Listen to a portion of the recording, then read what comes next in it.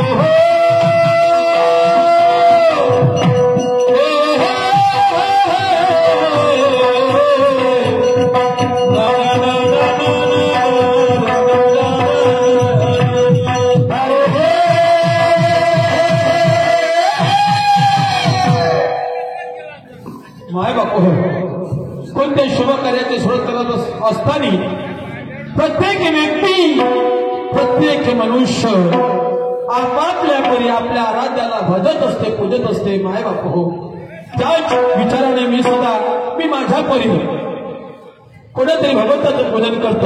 आणि तो भगवंत कोणता?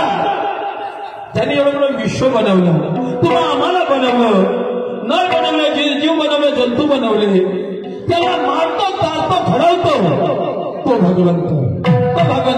आणि त्याच्यासाठी कितीतरी साधू संत ऋषीमुनी तपश्चर्या करतात.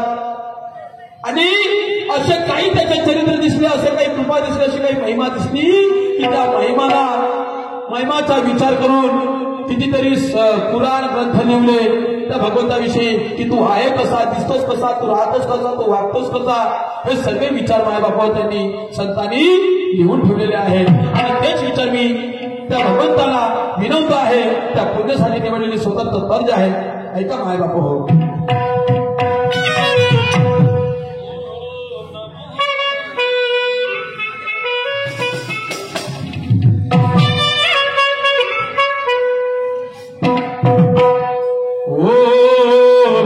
नमो गणा ओ नमो गणा ओ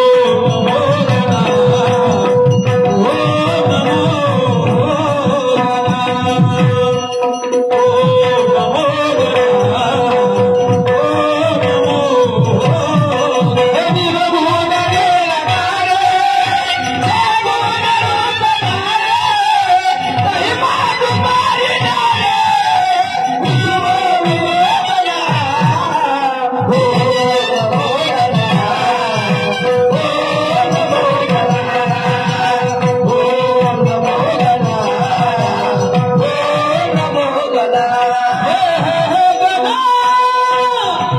हे गदा हो गदा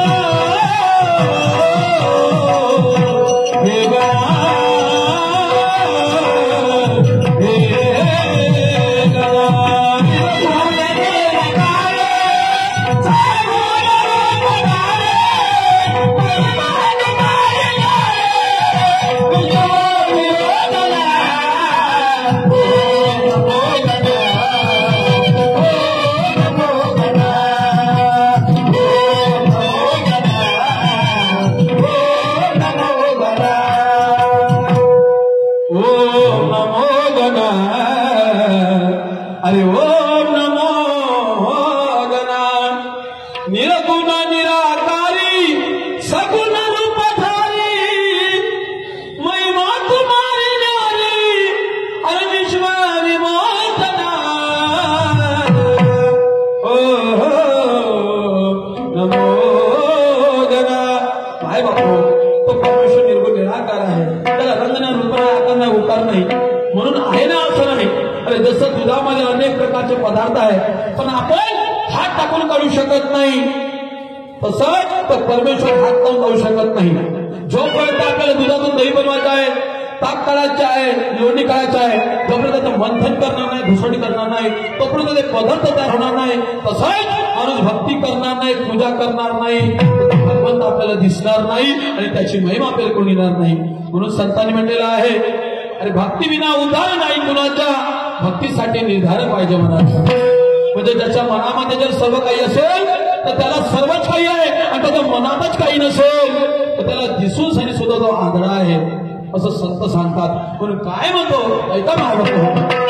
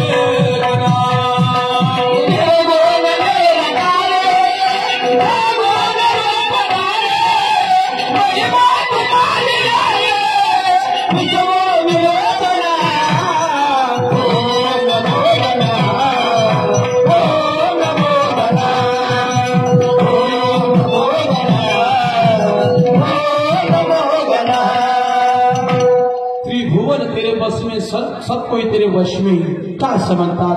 कारण त्या भगवंताला 14 विद्या 64 कलेचा नायक म्हटलेला आहे, विधाता म्हटलेला आहे. त्या परमेश्वरानं या माणसाला एवढं मोठं विद्वान बनवलं. या जगाच्या पण माणसासारखा हुशार माणूस नाही आणि राक्षसही तेवढंच नाही. पण वाटा दोनच दिले आहे, एक सत्याची आणि असत्याची. पण माणसाला विचार करायचा आहे का तुला सत्याच्या मार्गाने जायचं आहे का असत्याच्या मार्गाने. आणि सत्यामध्ये परमेश्वर असते आणि असत्यामध्ये कोण असतो तुम्हाला अंधकार असते, तिकडे नाही असते. म्हणून मरावे परी कीर्तिरूपी उरावे. माणूस जन्मास आला, माणसाचे कर्तव्य काय ह्या गोष्टी माणसाला कळल्या पाहिजे. आणि माणसाला स्वतःचे कर्तव्य जर कळले नसतील तर या जगनाने काही अर्थ नाही, काही अर्थ नाही. म्हणून माणसाने वेगवेगळ्या वस्तू बनवल्या जातात. चंद्र सूर्य दोनच आहे. परमेश्वर आला नसता, दिवसाची रात्र झाली नसती, रात्राचा दिवस झाला नसता. काय म्हणतात भगवंताला जर ऐका.